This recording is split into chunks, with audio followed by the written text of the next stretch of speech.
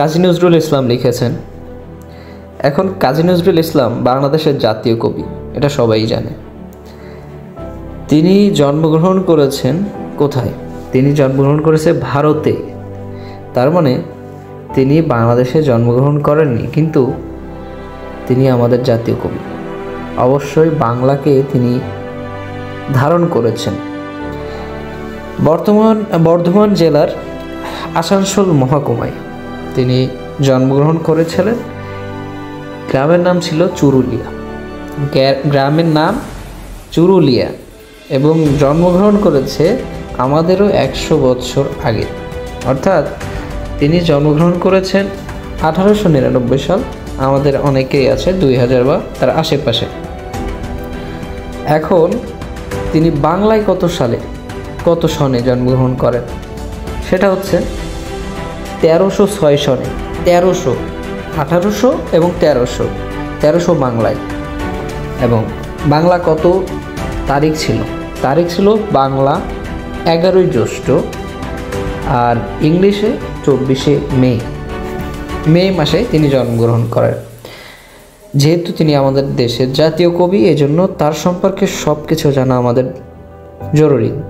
এখন তার বাবার নাম ছিল কাজী ফকির আহমেদ। এখন অনেকে ফকির বলতে খারাপ কিছু বুঝেন। আচ্ছা, যাই হোক, কাজী ফকির আহমেদ। মায়ের নাম জাহেদা খাতুন। তার মায়ের নাম জাহেদা, বাবার নাম কাজী ফকির আহমেদ। এখন সত্য প্রকাশের দুরন্ত সাহস নিয়ে নজরুল আমৃত্যু সকল অন্যায় ও শোষণের বিরুদ্ধে ছিলেন সোচ্চার।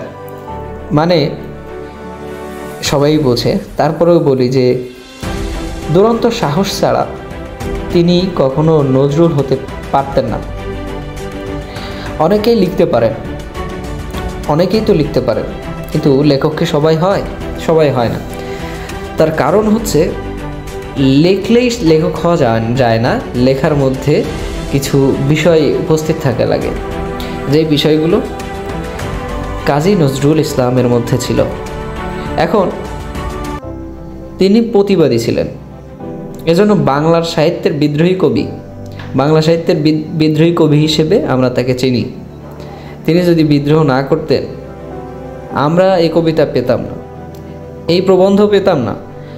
আর এই কবিতা, এই ধরনের প্রবন্ধ থেকে আমরা যেটা শিখি সেটা হচ্ছে আমরা সবসময় প্রতিবাদী হব অন্যায়ের বিরুদ্ধে, ন্যায়ের পক্ষে কথা বলবো। সেখানেও যত মিথ্যা, যত অন্যায়, যত ভণ্ডামি, তার বিরুদ্ধে আমরা প্রতিবাদ করব। একই সঙ্গে কোমল দরদি মন নিয়ে ব্যথিত বঞ্চিত মানুষের পাশে থেকেছেন তিনি। এক হাতে বাঁশি আর এক হাতে রণতুর্য। এই যে তার দুইটা চরিত্র, এক হাতে ছিল রণতুর্য আর এক হাতে বাঁশি। তিনি প্রথমে প্রচলিত শিল্পধারাকে পাল্টে দিয়ে নতুন বিষয়, নতুন শব্দে বাংলা সাহিত্য ও সঙ্গীতকে সমৃদ্ধতর করেছেন। দরিদ্র পরিবারে জন্ম নেওয়া এই নজরুল কর্মজীবনেও ছিল অত্যন্ত বৈচিত্র্যময়। আমাদের মধ্যে অনেকের বলতে লজ্জা হয়, দরিদ্র ফ্যামিলি থেকে আসলে তারা সেটাকে পরিচয় করায় না, তারা নিজেদেরকে একটু শো অফ করতে পছন্দ করে। এখন জেনারেশন যেহেতু টিকটক জেনারেশনও হয়েছে, এই জেনারেশনের দুইটা পার্ট রয়েছে। একটাকে বলবো যে মিক্সড জেনারেশন, যারা এই স্মার্টফোন বা তার কিছুটা আগে এবং স্মার্টফোনটাও তারা ভালোভাবে বুঝে। আর একটা রয়েছে যারা শুধুমাত্র ফ্রি ফায়ার বা ওই যে টিকটক করে বা টিকটক দেখে, তাদের একটা। তো এই দুইটার মধ্যে আকাশ পাতাল তফাৎ রয়েছে। তো এই তফাৎটা বুঝতে হবে, না বুঝলে অনেক কিছু অসম্ভব হয়ে পড়বে। যেহেতু টিকটক বা ফ্রি ফায়ার এটা কখনো মানুষকে সামনে নিবে না, যে দেশে এটা হয়েছে। আচ্ছা, যাই হোক, এই বিষয়ে না যায়। প্রথমত ইন্টারমিডিয়েটের যারা রয়েছে এরা এমন একটা জায়গায়, ইন্টারমিডিয়েট মানে হচ্ছে মধ্যস্থতাকারী কোনো একটা জায়গা, যেখানে মানে ক্রুশিয়াল একটা জায়গা এক কথায়। তো এই সময়টাতে যে সময় নষ্ট করবে, সময় তাকে নষ্ট করে দিবে। মনে রাখতে হবে, সময় এমন একটা জিনিস যেই সময়কে নষ্ট করবে, সময় তাকে নষ্ট করে দিবে। সময়কে যে দাম দিবে, সময়ও তাকে দাম দিবে, দাম বাড়াই দিবে। তো সময়কে দাম দেন, সময়কে কারোর পিছনে ইনভেস্ট করবেন, এমন কারোর পিছনে ইনভেস্ট করবেন না যে পরবর্তী সময়ে মানে এই ইনভেস্টমেন্টটাই লস হয়ে যায়। তো এরকম করা যাচ্ছে না। তো ইন্টারমিডিয়েটের যারা রয়েছে তাদের জন্য শুধুমাত্র এইটুকু বলবো যে জীবনে চলার পথে অনেক কিছু আসে, অনেক কিছু যায়। শুধুমাত্র লাইফে চলার জন্য বাবা মা ফ্যামিলি থাকলেই যথেষ্ট। এরপরে তার কথা যদি বলি, তিনি এমন একটা ব্যক্তিত্ব, তার জীবনে অনেক বৈচিত্র্য ছিল। তিনি বিভিন্ন পদে কাজ করেছেন। তিনি কাজ করেছেন মুয়াজ্জিন হিসেবে। তার জীবনের বৈচিত্র্য আমাদেরকে অনেক কিছুই শেখায়, যদি আমরা শিক্ষা গ্রহণ করি তাহলে সব কিছু থেকে শিক্ষা নেওয়া যায়। তো মসজিদের ইমামতি থেকে শুরু করে লেটোর দলে গান করেছেন তিনি। 1917 সালে, এটাকে মনে রাখতে হবে যে 1917 সালে সেনাবাহিনীর বাঙালি পল্টনে যোগদান করেছিলেন। তাহলে বাঙালি পল্টনে কে যোগদান করেছিল? কাজী নজরুল ইসলাম। কখন? 1917 সালে। তাহলে 1917 সাল সেনাবাহিনীতে যোগদান করেন। সাম্যবাদী ধারার রাজনীতি করেন, মানে সাম্যবাদী ধারার রাজনীতি, পত্রিকা সম্পাদনা কিংবা চলচ্চিত্রের সঙ্গে যুক্ত হওয়া সহ বিচিত্র অভিজ্ঞতা তার ছিল জীবনে। আমরা মনে করি লাইফে একটাই চাকরি হবে, একটাই করব, বা আমরা একটা কিছুই হয়তো সীমাবদ্ধ থাকবে না। আমাদের জীবন একটা কিছুতে সীমাবদ্ধ থাকে না। আমরা জানতেই পারি না যে আমাদের অ্যাম্বিশন কী, আমাদের গোলটা কোথায়। আমাদের অধিকাংশই জানি না। আমি যদি না জানি যে আমার গোলটা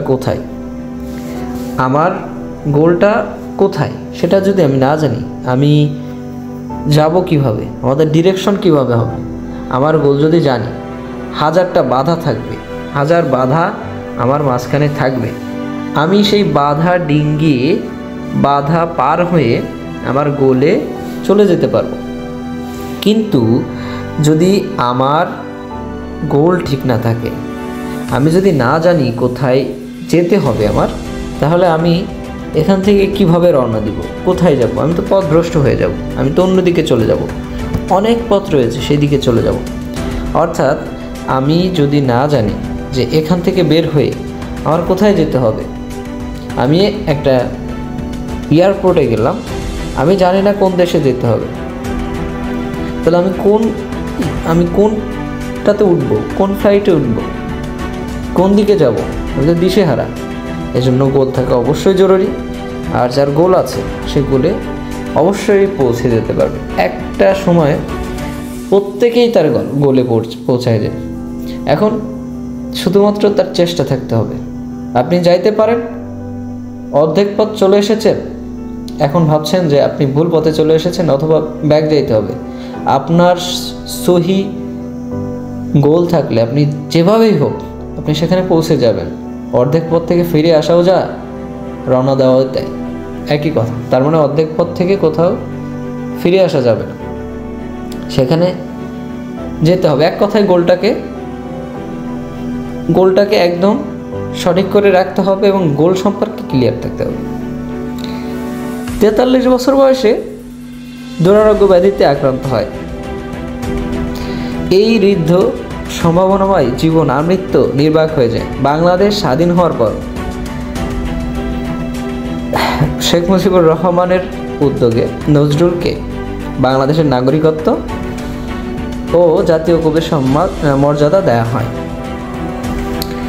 তো এই মর্যাদা এদেশে দিয়েছে। এর কিছুকাল পরে কবি মৃত্যু হয়। তাকে ঢাকা বিশ্ববিদ্যালয়ের মসজিদের পাশে পূর্ণ রাষ্ট্রীয় মর্যাদায় সমাহিত করা হয়, সমস্থিত করা হয়। তো এখানে যে বিষয়টা আসে যে তিনি কবি হিসেবে অনেক কাজ করে গেছেন। যে কাজগুলো হচ্ছে উপন্যাস, বাঁধনহারা কি উপন্যাস, মৃত্যু খোদা সেটা কি উপন্যাস, কুহেলিকা উপন্যাস, কোনো ধরনের ছন্দ নয়, ছন্দ দিয়ে কখনো মনে থাকে না।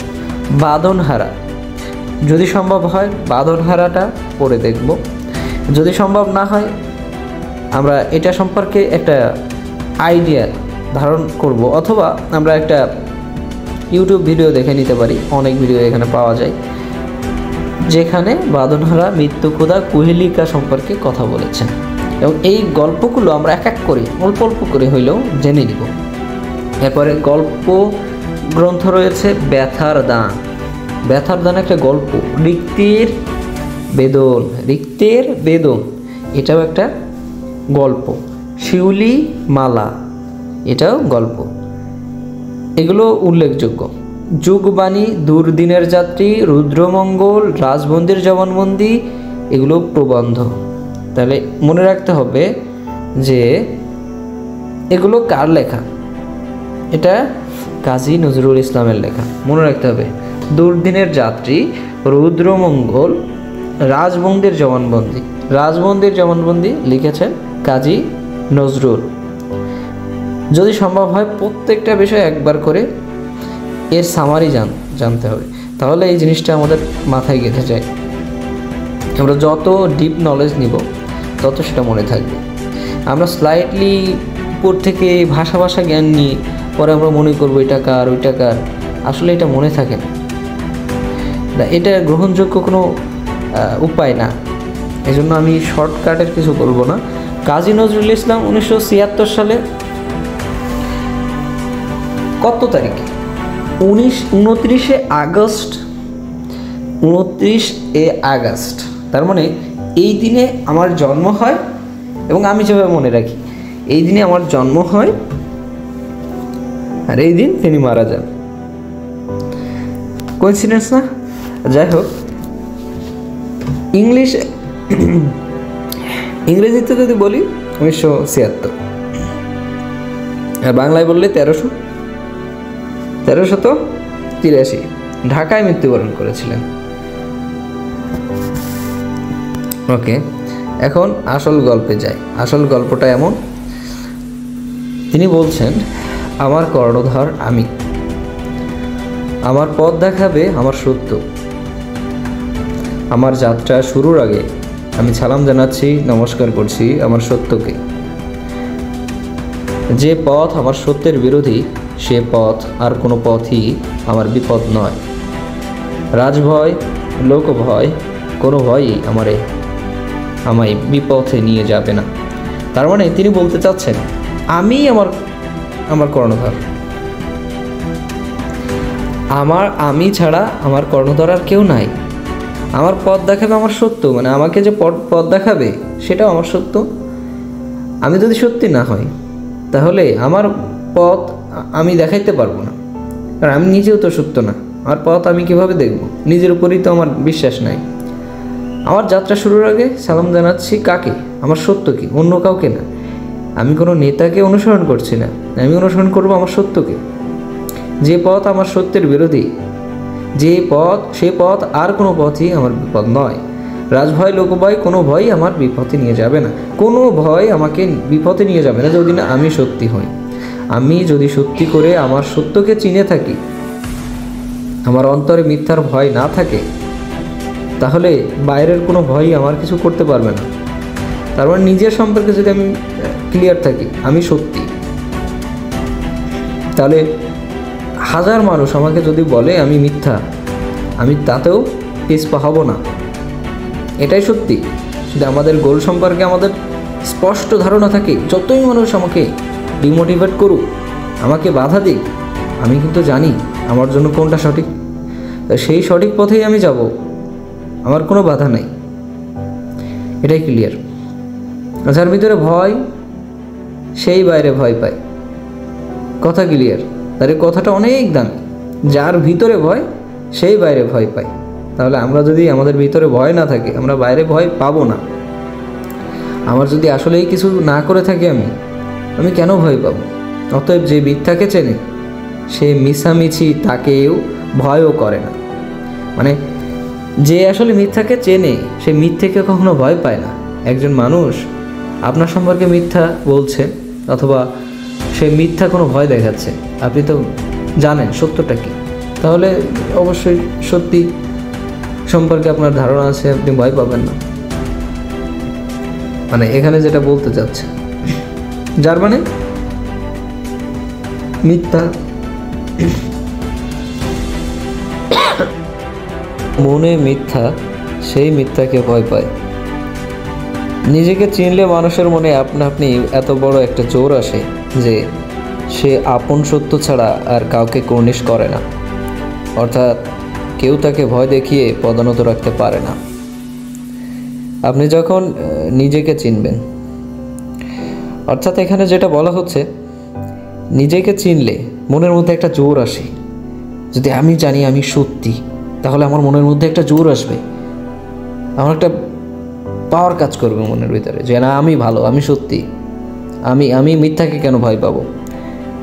যার মনে মিথ্যা আছে সে তো অবশ্যই মিথ্যাকে ভয় পাবে। যার মনে সত্যি আছে সে কেন ভয় পাবে? আর আমার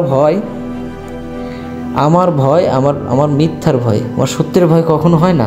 যখন মানুষ সত্য থাকে, সে সঠিক, সেটা যদি জানে তাহলে সে ভয় পাবে না। এই জন্য বলা হচ্ছে নিজেকে জানো, নিজেকে চিনো। শেক্সপিয়ার বলেছেন নো দ্য সেলফ। তো এখানে নিজেকে চেনার সাথে একটা সম্পর্ক রয়েছে। সো আমরা যদি নিজেকে চিনি তাহলে আমাদের ভয় হবে না। নিজের সত্যকে ছাড়া কাউকে কুর্নিশ করবো না, আমরা কারোর কাছে প্রধানত হব না, আমাদের কারোর কাছে মাথা নত করতে হবে না। এই যে নিজেকে চেনা, আপনার সত্যকেই আপনার গুরু, পথ প্রদর্শক, কাণ্ডারি বলে জানা, এটা দম্ভ নয়, অহংকার নয়।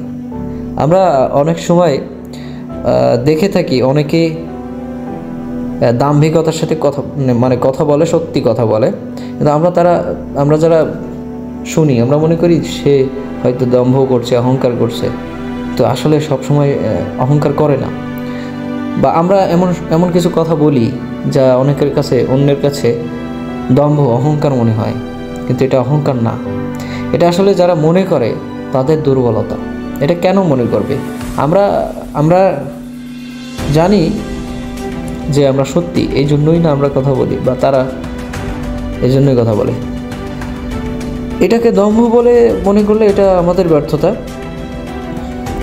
অহংকার মানে এই না যে শুধুমাত্র সে সত্য বলছে তাই অহংকার। অহংকার মানে হচ্ছে সে যা না তার চেয়ে বেশি দেখানোর চেষ্টা করছে এবং সে এটা বেশি করে ফলো করতেছে, বেশি করে দেখাচ্ছে, শো অফ করতেছে। এখন যদিও শো অফের দুনিয়াতে মানুষ শো অফ করবেই, স্বাভাবিক। তারপরেও এর মধ্যে কিছু মানুষ ভালো থাকবে আর তাদের জন্য দুনিয়া টিকে আছে। দুনিয়া টিকে আছে কিসের জন্য? যদি সবাই যুদ্ধ করতে লেগে যাইতো, মারামারি যদি সবাই করতো, খুনাখুনি সবাই করতো, তাহলে পৃথিবী টিকতো? ভালো মানুষের জন্যই পৃথিবী টিকে আছে। এটা আত্মকে চেনার সহজ স্বীকারোক্তি। এটাকে নিজেকে চেনার একটা বড় স্বীকারোক্তি যে আমি নিজেকে চিনি।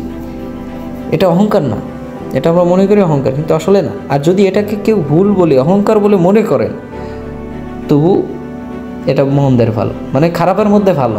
যদি কেউ মনেও করে যে আমি অহংকারী, করেন, সমস্যা নেই, বিন্দাস, কোনো ব্যাপার না, কিন্তু এটা মন্দের ভালো। সেটা বলেছেন কবি নজরুল ইসলাম। অর্থাৎ মিথ্যা বিনয়ের চেয়ে অনেক বেশি ভালো এটা। এখন তো তেল দেওয়া ছাড়া কোনো কিছুই নেই। তেল দেওয়ার আর এক নাম হচ্ছে কমিউনিকেশন স্কিল।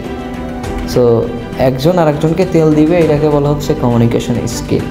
প্রথমে এটাকে বলা হয়তো চাটুকারিতা বা অন্য কোনো নাম দেওয়া হয়তো, তো এখন এটাকে বলা হচ্ছে কমিউনিকেশন স্কিল। ইংলিশে যখন ইংলিশে কোনো খারাপ কিছুকে বলে দেওয়া হয়, শুনতে কত মধুর লাগে, কত সুন্দর কথা। কমিউনিকেশন স্কিল, মানে কিছু কিছু খারাপ বিষয়কে আজকে ইংলিশের মাধ্যমে সেটাকে মানে সুন্দর বানানো হয়েছে। তো আমরা ইংলিশকে একটু বেশি প্রাধান্য দিই, তার কারণে আমরা ইংলিশটাকে মানে অ্যাডপ্ট করে ফেলেছি।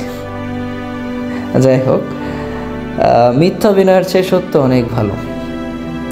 তো তিতা সত্য আমরা মনে করি না যে সত্য বলতেছে, সত্য আসলে তিতা লাগে। সত্য তিতা, যেমন ওষুধ তিতা হইলেও কিন্তু সে কাজ করে। তো ওষুধ যদি তিতা হয় আর কাজ করে তাহলে আপনার তাতে আপত্তি আছে? নাই। বাট যখন কথার মানুষ একটা সত্য কথা বলে তখন আমরা আসলে সবাই আমরা কেউই মেনে নিতে পারি না। এর একমাত্র কারণ হচ্ছে কেন বললো এই কথা আমারে, কেন বললো? হৃদয় ভেঙে চুরমার হয়ে গেল, সত্য কথা বলে দিল সবার সামনে। সত্য, যাই হোক, এটাও একটা কথা যে সবার সামনে বলা যাবে না, কিছু কিছু বিষয় সবার সামনে বলা যায় না। যদি কারো পরিবর্তন চান তাহলে অবশ্যই তাকে পার্সোনালি বলতে হবে, কারোর সামনে না। কিন্তু সে যদি বার হাজারবার করতেই থাকে তখন অবশ্যই মানুষের সামনে, সবার সামনে তার শাস্তি দিতে হয়। যাই হোক, পরবর্তী কথা হচ্ছে বিনয় দেখানো যাবে না, মিথ্যা বিনয়। Yes sir, okay sir, no sir, মানে এই ধরনের কথাবার্তা বলা যাবে না যে যা হবে হ্যাঁ ঠিক আছে স্যার। আমি জানি মনের ভিতরে, আমি জানি যে এটা মিথ্যা বলছে, এটা ভুল বলছে, এটা রং, তারপরে আমি বলি হ্যাঁ ঠিক আছে, ইয়েস স্যার। এই ধরনের জিনিসকে বিনয় বলা হয়। এটা বিনয় না, আসলে মিথ্যা বিনয়। এখন অনেক সময় খুব বেশি বিনয় দেখাতে গিয়ে নিজের সত্যকে অস্বীকার করে ফেলা হয়। একই কথা বলছে এখানে যে আমরা অনেক সময় মনে করি যে বিনয় দেখাই, তো বেশি বিনয় দেখাইতে যেয়ে আমরা নিজেকে হারিয়ে ফেলি। আমাদের নিজের যে আসল সত্তা, বিবেকটাকে মেরে ফেলি। আমাদের বিবেককে মেরে ফেলা হয়, বর্জন করি আমরা, বিবেককে বর্জন করি আমরা। বিবেক যখনই সাড়া দেয়, বলে এটা ঠিক হচ্ছে না, আরে যা তুই যা, সর, ভাগ, তোর দরকারই নেই, আমার দরকার কি টাকা, আমার দরকার কি না বলি আর কি। ছেলে মেয়ে যাই হোক, এই বিষয়টা আমাদের মাথায় সবসময় করে যে বিবেক কি, আমি, আপনি, আমি, তুমি, সবাই যারাই বিবেক দিয়ে কাজ করে তারা কখনো হারে না। তারা লং টাইমে, এই ইনভেস্টমেন্ট এমন একটা ইনভেস্টমেন্ট, আমি বলে দিই আজকে যে ইনভেস্টমেন্ট দুই প্রকার হয়। ইনভেস্টমেন্টের মধ্যে একটা কিন্তু ট্রেডিং আছে। সো ট্রেডিং হচ্ছে শর্ট টাইমে বড় লাভ, ঠিক না? শর্ট টাইমে বড় লাভ, কিন্তু এতে আবার একটু লসও আছে, রিস্কও আছে। কি, এর লসের পরিমাণও এরকম বেশি, লাভ হওয়ার সম্ভাবনা যত বেশি আছে রিস্কও তত বেশি আছে। হুট করে 1 কোটি টাকা লাভ হইতে পারে, আবার 1 কোটি টাকা লসও হইতে পারে। তার মানে লস যদি হয় 1 কোটি টাকা হবে, আর লাভ হইল রিস্কি। আর আপনার যে ইনভেস্টমেন্ট, লং টার্ম যে ইনভেস্টমেন্ট, এটাতে লসের পরিমাণ খুবই কম, কারণ লং টাইমে এতে লাভই আসে, কম আসুক বেশি আসুক। তো সততা আর বিবেকের কথা, বিবেকে ডাকে সাড়া দেওয়া, এটা আসলে লং টার্ম একটা ইনভেস্টমেন্ট। হয়তো আপনি সামান্য সময়ের জন্য এইগুলো বর্জন করে বড় কিছু করতেও পারেন, কিন্তু এটি রিস্কি। এটা এক সময় যায় ধাম করে একটা ঘা দিয়ে দিবে, একটা আছাড় দিয়ে দিবে, যে এই আছাড়ে আপনি ভেঙে চুরমার হয়ে যাবেন, সেরকম খেলোয়াড় না হন তাহলে। আর এই জন্যই বলি, লং টার্ম ইনভেস্টমেন্ট ছাড়া কেউ কখনো ভালো কিছু করতে পারে না। যারা শর্ট টার্ম করে তারা লং টার্ম করে। যাই হোক, অনেক দূরে চলে যাচ্ছি, বিষয়টা এটা ছিল না, তবুও জানার জন্য বললাম যে এটা খুবই গুরুত্বপূর্ণ যে আমরা বিনয় দেখাবো, কিন্তু তার মানে এই না মিথ্যা বিনয় দেখাতে হবে। এতে মানুষকে ক্রমেই ছোট করে ফেলে, মাথা নিচু করে আনে। এটা সত্যি কথা, এটা আমার কথা না। এটা আমার কথা হইলেও তো অনেকে আবার বিশ্বাস করতো না। এখন যেহেতু কবি ইস্টাবলিশড, তার কথা অন্তত সবাই বিশ্বাস করবে আশা করি, যে ওতে মানুষকে ক্রমেই ছোট করে ফেলে, মাথা নিচু করে আনে। যাই হোক, মাথা নিচু করা যাবে না, পদানত হওয়া যাবে না। ও রকম বিনয়ের চেয়ে অহংকারের পৌরুষ অনেক ভালো। তার মানে এই ধরনের যে ব্যক্তিত্ব, এই ধরনের পার্সোনালিটি, এই পার্সোনালিটি থেকে বা এই ধরনের বিনয় দেখানোর থেকে আপনার ওই অহংকারী পুরুষ মানে ব্যক্তিত্ব হয়ে যাওয়া ভালো। তিনি বলছেন এই কথা। এখন আরেকটা কথা তিনি বলছেন যে অতএব এই অভিশাপ রথের সারথির স্পষ্ট কথা বলাটাকে কেউ যেন অহংকার বা স্পর্ধা বলে ভুল না করে। খুবই গুরুত্বপূর্ণ একটা লাইন, যদি সম্ভব হইতো সবার কানে কানে এটা পৌঁছাই দিতাম।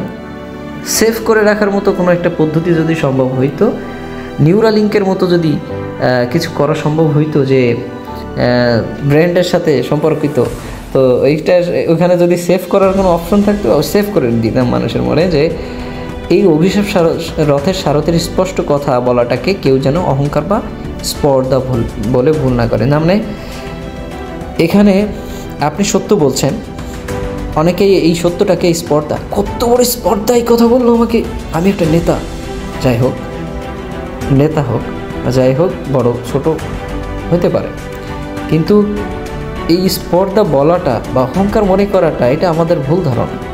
অনেকেই আছে যারা অহংকার করে না কিন্তু সত্য কথা বলতে চায়, তাদেরকে সত্য বলতে দিতে হবে। এই সত্যকে বা ভালো কাজকে যদি আমরা প্রশংসায় না করি তাহলে দুনিয়াতে আসলে ভালো কাজ হবে না।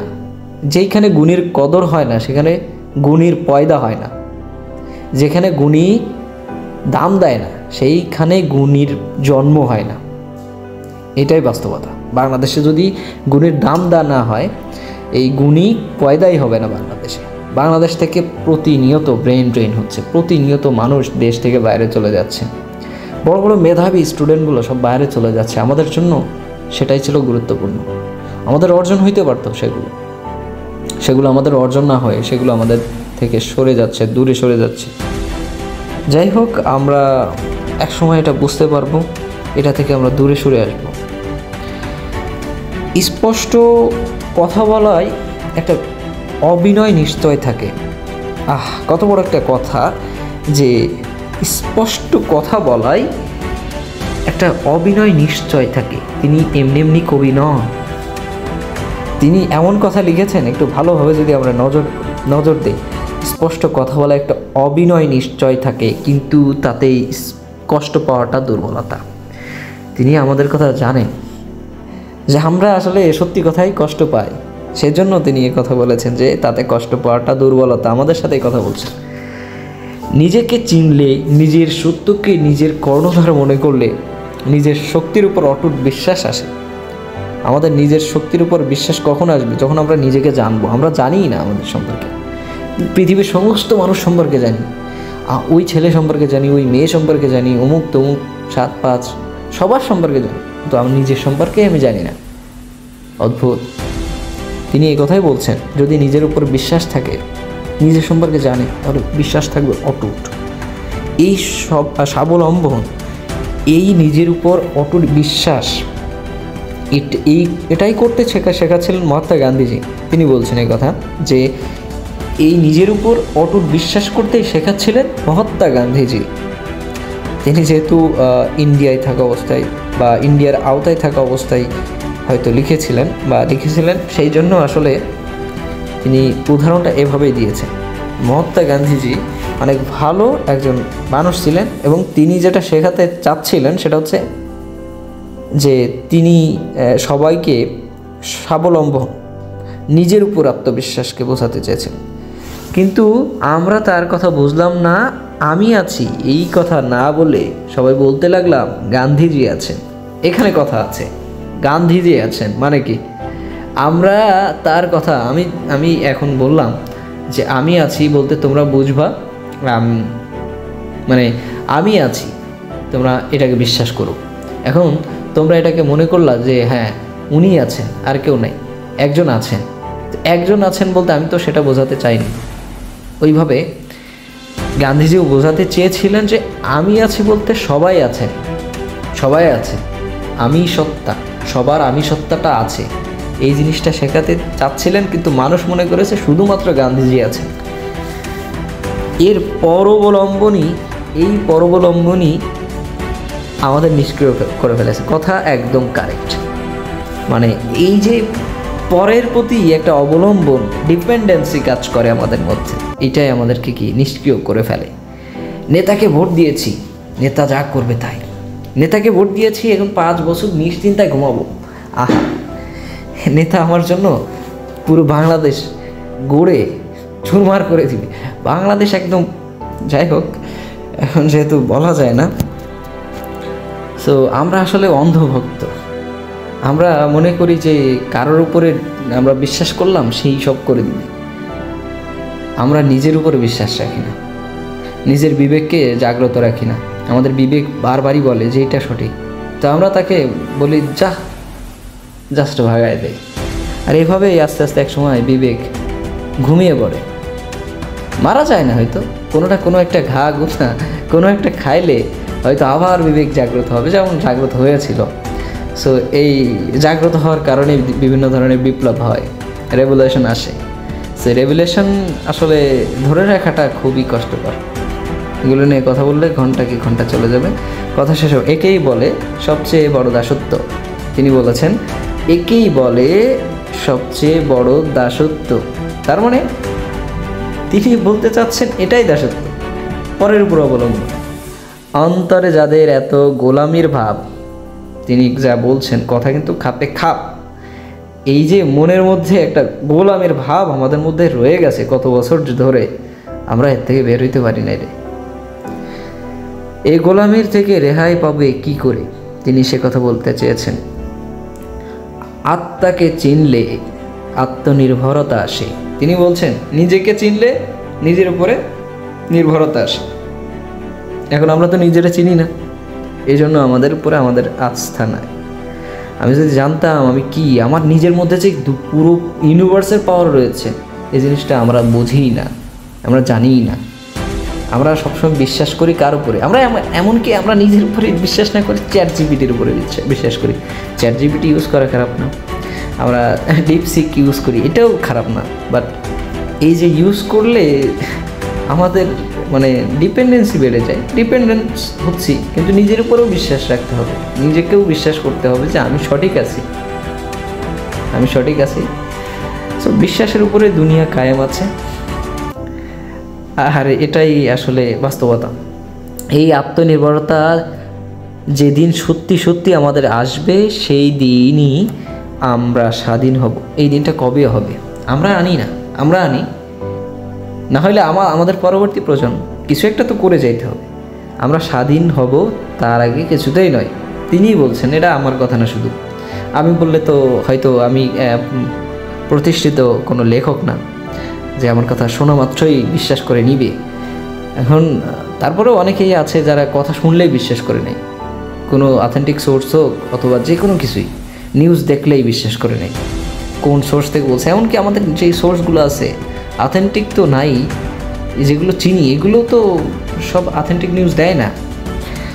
যাই হোক, নিজে নিষ্ক্রিয় থেকে অন্য একজন মহাপুরুষকে প্রাণপণে ভক্তি করলেই যদি দেশ উদ্ধার হয়ে যেত, তাহলে এই দেশ এতদিন পরাধীন, মানে ভারতবর্ষের কথা হয়তো বলছিলেন যে এই দেশ পরাধীন কেন, এই দেশ পরাধীন থাকতো না যদি আমরা এরকম নিজের উপরে ভক্তি রাখতাম, নিজেকে মানে দেশপ্রেম নিজ প্রেম না করে আমরা দল প্রেম করি বা অন্য কিছুকে প্রেম করি, কোনো একটা মহাপুরুষ তাকে প্রেম ভক্তি করলেই শেষ। আমরা মনে করি আহা উনি আমাদের সব উদ্ধার করে দেবেন, উনিই স্বাধীন করে দেবেন। যাক, এই জিনিসটা যদি আমরা শিখি যে আমাদেরই চেঞ্জ করতে হবে, আমরা নিজেরা চেঞ্জ না হলে দেশ চেঞ্জ হবে না, এটা বাস্তবতা। আত্মকে চেনা, নিজের সত্যকে বড় মনে করার দম্ভ, আর যাই হোক ভণ্ডামি নয়। খুব সুন্দর কথা। আত্মকে চেনা মানে নিজেকে চেনা, সত্যকে বড় মনে করা। নিজেকে চেনা এবং নিজের সত্যকে বড় মনে করা, এটার দম্ভ যাই হোক না কেন, দম্ভ যাই বলুক ঠিক আছে, দম্ভ, কিন্তু এটাকে ভণ্ডামি বলা, এটা কখনোই ভণ্ডামি না। দম্ভ হইতেই পারে স্বাভাবিক, কিন্তু নিজেকে জানা, নিজের সত্যকে বড় মনে করা, এটাকে কখনোই আমি অন্তত দম্ভ মনে করি না। কবিও সেটা বলছেন এবং তিনি চান কেউ যেন এই জিনিসটাকে ভণ্ডামি না মনে করে।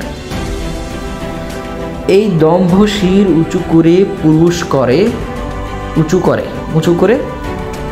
শির উঁচু করে পুরুষ করে মানুষকে, মানে পুরুষ বানায়।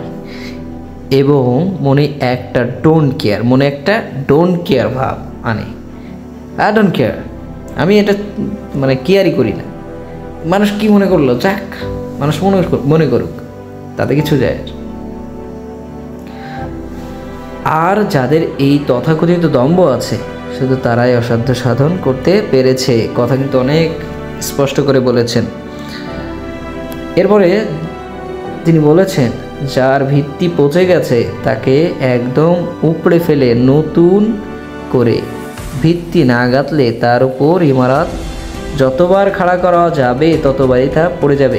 স্পষ্ট ভাষায় বলছেন, মানে যার এটা পচে গেছে, এই ভিতটা পচে গেছে, সে অসাধ্য সাধন তো দূরে থাক, তার উপরে যদি কোনো একটা আরেক তালা দেওয়া হয় সেই তালাটাও খসে পড়বে, ইমারতটাই খসে পড়বে, যতবারই দেওয়া হবে ততবারই। এজন্য এটাকে ভিত বলছেন। নিজের সত্যকে, নিজেকে চেনা, নিজের সত্যকে বড় মনে করা, এটাকে তিনি মনে করছেন যে ভিত, একটা বিল্ডিংয়ের ভিত যেমন গুরুত্বপূর্ণ এমনটাই মনে করছেন তিনি। তারপরে তিনি যেটা বলতে চাচ্ছেন, দেশের যারা শত্রু, দেশের যা কিছু মিথ্যা, ভণ্ডামি, মেকি সব দূর করতে প্রয়োজন হবে আগুনের সম্মার্জনা। আমার এমন গুরু কেউ নেই যার খাতিরে সে আগুন সত্যকে অস্বীকার করে কারোর মিথ্যা বা ভণ্ডামিকে প্রশ্রয় দেবে। তিনি স্পষ্ট ভাষায় বলছেন যে ভণ্ডামি, মেকি এইগুলো যারা করে এরা দেশের শত্রু, এবং এই শত্রু এটা আগুন দিয়ে পুড়িয়ে দিতে বলছে, মানে এটা পোড়ানোর জন্য আগুনের প্রয়োজন হবে। আসলে তিনি বলতে চাচ্ছেন সত্যকে অস্বীকার করলে, আসলে তাদের খাতিরে যদি আমরা সত্যকে অস্বীকার করি তো মিথ্যাকে প্রশ্রয়, মানে সত্যকে অস্বীকার করা মানে কি, মিথ্যাকে প্রশ্রয় দেওয়া। যদি আমরা মনে করি কোনো একটা সত্যকে আমরা গোপন করব, তার মানে মিথ্যা চলে আসছে, সত্য গোপন মানেই তো মিথ্যা। আমি সে দাসত্ব হতে সম্পূর্ণ মুক্ত, মানে নিজেকে মুক্ত করতে হবে দাসত্ব থেকে। আমি কোনো দিনই কারোর বাণীকে বেদবাক্য বলে মেনে নেব না। গুরুত্বপূর্ণ কথা, এটাও নোট করে রাখার মতো একটা কথা। আমি কারোর কথাকে, বাণীকে বেদবাক্য মনে করব না। বেদবাক্য বলতে তিনি বোঝাচ্ছেন যা মানতেই হবে এবং চিরন্তন সত্য, এটা মনে করব না। বা এরকম না যে একজন মানুষ কথা বললো, আমি কোরআনের বাণীর মতো তা ফলো করলাম, মানে কোরআনের বাণী যেমন সত্য আমরা সেটাকে সত্য বলে এরকম ধরে নিলাম, এমন না। আমাদেরকে সেই জিনিসটাকে ভালো করে জানতে হবে। আমরা একটা কথা শুনলাম আর সাথে সাথে বিশ্বাস করে নিলাম। আমি একটা কথা বললাম, তুমি বিশ্বাস করলা, এই বিশ্বাসটাকে আসলে একটা ভণ্ড বিশ্বাস বলে, যে আমি যাচাই না করে বিশ্বাস করলাম। বিশ্বাস করতে মানে অনেক কিছুই তো যাচাই করার আছে।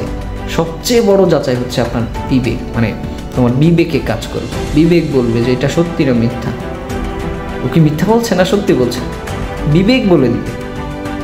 তো সবচেয়ে সহজ উপায় বিবেককে প্রশ্ন করতে হবে। বিবেক যদি বলে হ্যাঁ ঠিক আছে, এই বিবেক মানে কোনো মানুষের নাম না যে বিবেক, বিবেক হচ্ছে আমাদের মানে মস্তিষ্কের একটা অংশ, যে কিনা বলে দেয় কোনটা সঠিক কোনটা বেঠিক। তাকে ট্রেন করতে হয়। যদি আমরা বারবার সত্য জিনিস তার ভিতরে ঢোকাই এবং তাকে অ্যাকসেপ্ট করি, তখনই তিনি কিন্তু সে কিন্তু আমাদের সত্যটা জানাইতে পারবে সম্মান করে। তিনি যদি তার সত্যতা প্রাণে তার সাড়া না দেয়, না বুঝে বোঝার ভণ্ডামি করে, 5 জনের শ্রদ্ধা আর প্রশংসা পাবার লোভে আমি কোনো দিনই করব না। তার মানে যদি তার সত্যতা প্রাণে সাড়া না দেয়, খুবই গুরুত্বপূর্ণ একটা কথা, মানে প্রাণে সাড়া দিতে হয়। যে বিবেকে যদি বলে যে না এটা সে সঠিক না, এটা কখনোই আমি মানব না। না বুঝে বোঝার ভণ্ডামি, এই যে আজকে যে কথা তোমরা বুঝেছো ক্লাসের মধ্যে, হ্যাভ ইউ আন্ডারস্টুড? আন্ডারস্টুড?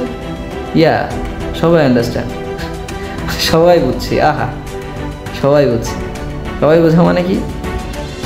আরে না বুঝে বুঝছি যা, নাহলে এখন যদি বলি যে না আমি বুঝি নাই, তাহলে আমি তো সবার কাছে হ্যাঁ এইটাই বুঝিস নাই। এই জন্য চাইনিজ একটা প্রবাদ আছে যে যে একবার প্রশ্ন করে সে সারা জীবনের জন্য এই জিনিসটাকে হয়তো 5 মিনিটের জন্য বোকা হইতে পারে, কিন্তু যে প্রশ্নটা করেই না, মনের ভিতরে রেখে দেয়, সে ওই সারা জীবনের জন্য বোকা হয়ে থাকে। এজন্য 5 মিনিটের জন্য বোকা হও। যদি মানুষ বোকা বলেও দেয় যে না এইটুকু জানিস না, জানি না, ব্যাস জানতে চাই, এই জন্য জানার জন্য চেষ্টা করতে হবে, প্রশ্ন করতে হবে। এমন না যে না বুঝে বুঝলাম, হ্যাঁ বুঝেছি, এ ভণ্ডামি করলাম। যাই হোক, এটা শ্রদ্ধা পাওয়ার জন্য, প্রশংসা পাওয়ার জন্য কবি করবেন না, এই কথাই তিনি বলছেন। এরপর বলছেন ভুলের মধ্যে দিয়ে গিয়ে তবে সত্যকে পাওয়া যায়, মানে ভুলের মধ্যে দিয়ে যেতে হয়, তারপরে আসে সত্য। কোনো ভুল করছি বুঝতে পারলেই আমি প্রাণ খুলে তা স্বীকার করে নেব। তার মানে ভুল করছি, আমি যদি বুঝতে পারি যে আমি ভুল করছি, আমি সেটাকে স্বীকার করে নেব, এটাকে বলে ভালো বিষয়। কিন্তু না বুঝেও নয়, ভয়েও নয়। আমি কি বুঝে যদি যাই তখনই আমি এটাকে স্বীকার করে নিব, না বুঝেও করা যাবে না আর ভয়েও করা যাবে না। ভুল করছে বা করেছি বুঝেও শুধু জেদের খাতিরে, ভুল যে আমরা করছি তারপরেও এই যে জেদের খাতিরে বজায় রাখার জন্য ভুলটাকে ধরে রাখবো, এই জিনিসটাকে বলা হয়ে থাকে ভণ্ডামি। তাহলে আমার আগুন সেই দিনই নিভে যাবে। তার মানে আমি যদি ভণ্ডামি করি তাহলে কি হবে? আমার ওই আগুনটা নিভে যাবে। ভুল করেছি জানি, তারপরেও যদি আমি ভাবি যে না আমি ঠিক, মানুষকে এটা বুঝতেই দিব না আমি ভুল করছি, এই যে ভণ্ডামি, এই ভণ্ডামির কারণে ওই যে আগুনটা থাকে ওটা নিভে যায়। আমি আরও অনেক কারণ বলতে পারি, যে কারণগুলোতে আমি জানি মিথ্যা, সে যদি মিথ্যা বলে আমার সাথে বারবার, আমি জানি যে সে মিথ্যা বলছে, তার মানে কি তার প্রতি আমার বিশ্বাস কমে যাবে, ট্রাস্টের লেভেলটা কমে যাবে, আস্তে আস্তে তার কোনো কথায় আমার বিশ্বাস হবে না। রাখাল বালকের সেই কথা, রাখাল আর বাঘের সেই গল্পটা হয়তো জানে সবাই, তেমনই অবস্থা হবে। একমাত্র মিথ্যার জলই এই শিখাকে নেভাতে পারে। তার মানে সত্য হলো আগুন, মিথ্যা হলো পানি, জল। তাহলে এইকে নিভাইতে পারে শুধু মিথ্যা, তাছাড়া কেউ নিভাতে পারবে না। মানুষ ধর্মের সবচেয়ে বড় ধর্ম কোনটা? মানুষের ধর্ম। আগে আমরা মানুষ, তারপরে আমরা মানুষ না হলে কার জন্য? ধর্ম কি পশুর জন্য? ধর্ম কার জন্য? মানুষের জন্য। এই জন্য তিনি বলছেন যে মানুষ ধর্মই সবচেয়ে বড় ধর্ম। হিন্দু মুসলমানের মিলনের অন্তরায় ফাঁকি কোনোখানে তা দেখিয়ে দিয়ে এর গলদ দূর করা আমার এই পথের অন্যতম উদ্দেশ্য। তার উদ্দেশ্য এখানে বলে দিয়েছে, এই যে অবজেক্টিভস। এখানে অবজেক্টিভস কি বলেছেন? যে আমার উদ্দেশ্য হলো এই যে ফাঁকা অন্তরায়, এইটুকু দেখায় দেওয়া দিয়ে এর গলদ দূর করা আমার কাজ, এই পথের অন্যতম কাজ। তাহলে বিষয়টা হলো এরকম যে যদি কেউ রুল করতে চায় তাহলে তার ডিভাইড করতে হবে।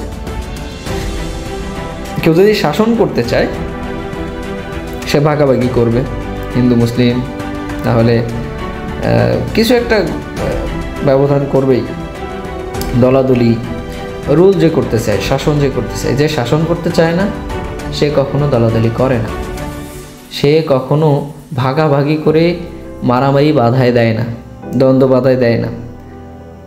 হ্যাঁ, ভিন্নতা অবশ্যই আছে, বৈচিত্র্য আছে, এটাকে মেনে নেওয়া যে বৈচিত্র্য আছে, সেইটাকে যারা মেনে নিতে পারে না বা মেনে নেয় না তারা ডিভিশন করার চেষ্টা করে। ডিভিশন করা মানে হচ্ছে দ্বন্দ্ব লাগায় দেওয়া, যে কোনোভাবেই একটা জায়গায় যাওয়া যেখানে গিয়ে সে রুল করতে পারে, শাসন করতে পারবে। যারা বুঝবে তারা বুঝবে। মানুষে যেখানে প্রাণের মিল, আদত সত্যের মিল, মানে মানুষের যে মিল, যেখানে ধর্মের বৈষম্য, সেখানে ধর্মের বৈষম্য কোনো হিংসার দুশ্মনির ভাব আনে না। তার মানে তিনি বলতে চাচ্ছেন যেখানে ধর্মের বৈষম্য আছে, মানে যেখানে মানুষের মিল আছে সেখানে ধর্মের বৈষম্য আসেই না। তো সেক্ষেত্রে সে কখনো অন্য ধর্মকে ঘৃণা করতে পারে না।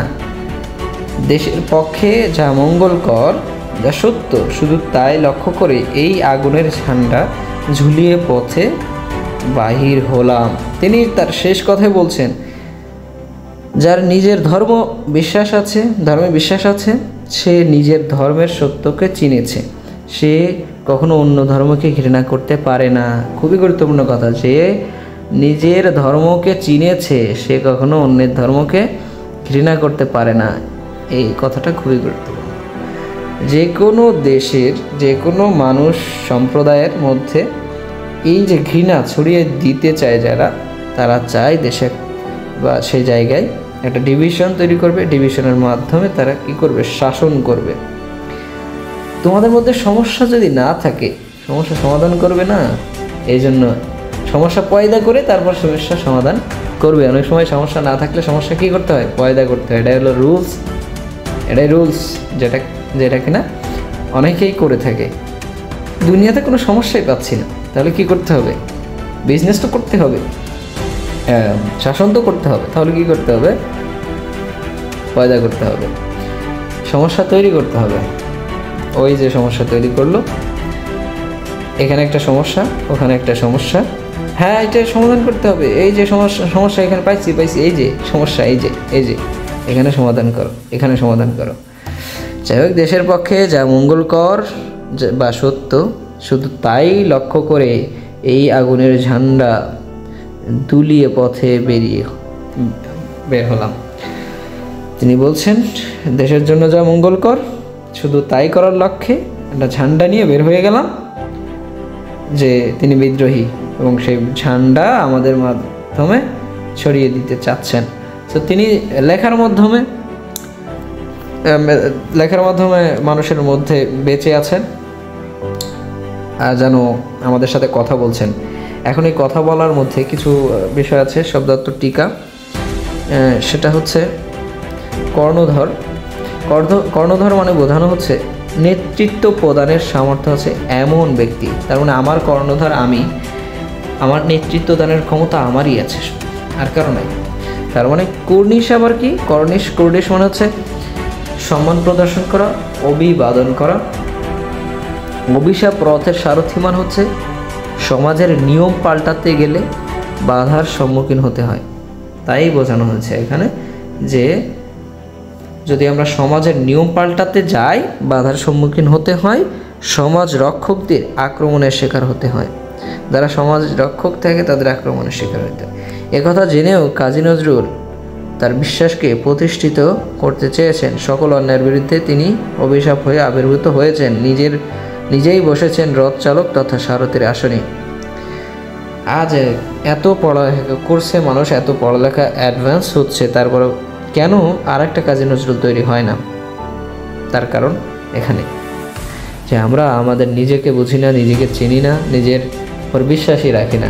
আমরা কি হতে পারি?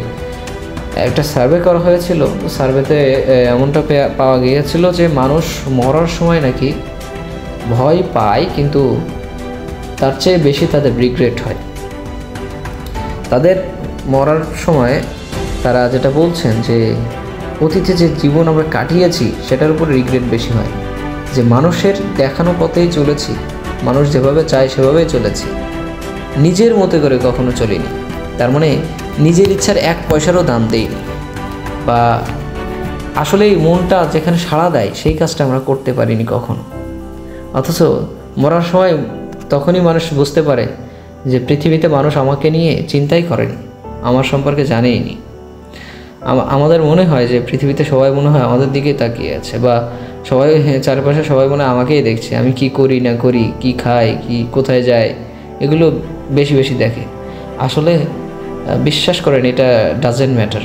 আপনি কি করেন কেউ দেখে না, বা কোনো একটা কিছু করেছেন যার কারণে অনুতাপ করেন, মানুষ আপনাকে এটা নিয়েই সারা জীবন মনে রাখবে না, এটাকে তিনি বা কেউই মনে রাখে না। একটা সময় এটা সবাই ভুলে যায়।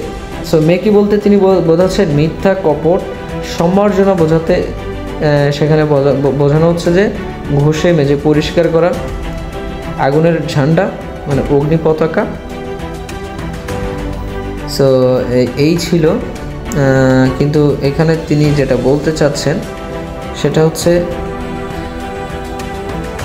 কাজী নজরুল ইসলামের সুবিখ্যাত প্রবন্ধ রুদ্রমঙ্গল থেকে নেওয়া আছে। রুদ্রমঙ্গল থেকে আমার পথ কার থেকে নেওয়া হয়েছে? রুদ্রমঙ্গল থেকে সংগ্রহ। এই প্রবন্ধে নজরুল এমন এক আমির আবহন প্রত্যাশা করেছেন যার পথ সত্যের পথ, সত্য প্রকাশে তিনি নির্ভীক, অসংকোচ। তার এই আমি ভাবনা বিন্দুকে সিন্ধুর উচ্ছ্বাস জাগায়। নজরুল তিনি প্রতিটি মানুষকে পুরনো এক আমির সীমায় ব্যক্ত করতে চেয়েছেন। একই সঙ্গে এক মানুষকে আরেক মানুষের সঙ্গে মিলিয়ে আমরা হয়ে উঠতে চেয়েছেন। স্বনির্ধারিত এই জীবন সংকল্পকে তিনি তার মতো করে, তার মতো আরও যারা সত্যের পথের পথিক হতে আগ্রহী তাদের উদ্দেশ্যে ছড়িয়ে দিতে চান, মানে পৃথিবীর বুকে এটাকে তিনি ছড়িয়ে দিতে চান। এই সত্যের উপলব্ধি কবির প্রাণ ও প্রাচুর্যের উৎসবিন্দু। তিনি তাই অনায়াসে বলতে পারেন, আমার কর্ণধর আমি, আমার পথ দেখাবে আমার সত্য। তিনি যে দুইটি কথা বলেছেন, রুদ্রতে যে মিথ্যার ভয়কে জয় করে সত্যের আলোয় নিজেকে চিনে নিতে সাহায্য করছেন। এক্ষেত্রে নজরুলের আমি, এখন আমি সত্তাকে, তার পথ নির্দেশক সত্য অভিনয়কে মেনে নিতে পারে এবং অন্যায়কে সহ্য করে না, সেটাই তিনি বোঝাতে চেয়েছেন। সমাজ সময়কাল পর্যবেক্ষণের মধ্য দিয়ে প্রাবন্ধিক দেখেছেন যে সুস্পষ্ট নিজের বিশ্বাস আর সত্যকে প্রকাশ করতে না জানলে তৈরি হয় পরনির্ভরতা, আহত হয় আমাদের ব্যক্তিত্ব। কাজী নজরুলের কাছে এই ভগ্ন আত্মবিশ্বাসের গ্লানি গ্রহণযোগ্য নয়। এর পরিবর্তে তিনি প্রয়োজনে দাম্ভিক হতে চান, কেননা তার বিশ্বাস সত্যের দম্ভ যাদের মধ্যে রয়েছে তাদের পক্ষে কেবল অসাধ্য সাধন করা সম্ভব। তিনি আরও বলেছেন এখানে যে এক্ষেত্রে এই প্রবন্ধে দেখিয়েছেন তিনি ভুল করতে রাজি আছেন কিন্তু ভণ্ডামি করতে না। ভুল জেনেও তাকে সঠিক বলে চালিয়ে দেওয়ার কপটতা কিংবা জেদ তার নেই, আর এটাকে তিনি কি করেন? ভণ্ডামি মনে করেন। এই ভুল ব্যক্তির হতে পারে, সমাজের হতে পারে, কিংবা হতে পারে কোনো প্রকার বিশ্বাসের, তবে তা যারই হোক না কেন, যেমনই হোক, এর থেকে বেরিয়ে আসাই নজরুলের একান্ত প্রত্যাশা। তিনি জানেন এই বেরিয়ে আসা সম্ভব হলে মানুষের সঙ্গে মানুষের প্রাণের সম্মিলন ঘটানো সম্ভব হবে।